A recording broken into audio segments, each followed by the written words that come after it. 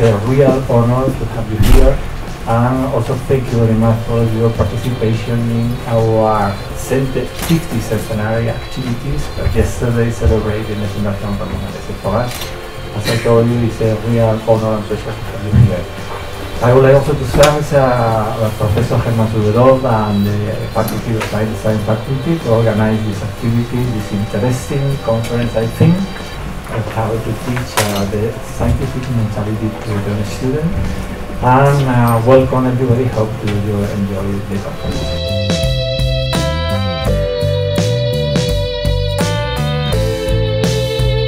This is really about a new way to think about teaching.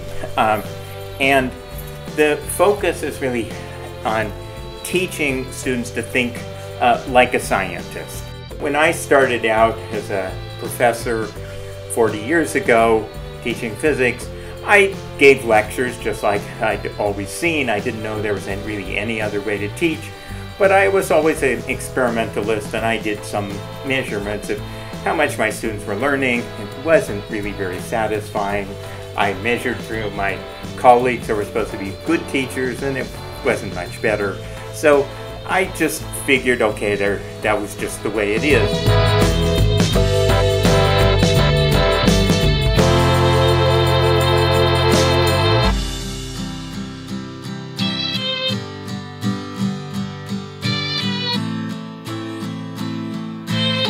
I finally decided, okay, there's something fundamental going on here. I treated it as a science question. I went in to look at the literature and what the research was on how people learn, particularly how people learn physics. And what I discovered was that there was this whole body of research out there that I and my faculty colleagues had no idea about, which was really to go beyond the way so much of teaching and education at the university was then and still is, just based on various people's opinions, and they all argue back and forth. But you could actually approach it really as a science, where you could do controlled experiments, you could measure results of learning, and you could find out different things work better and others didn't. You could get real data, and from that establishing fundamental principles, very much like one does in science.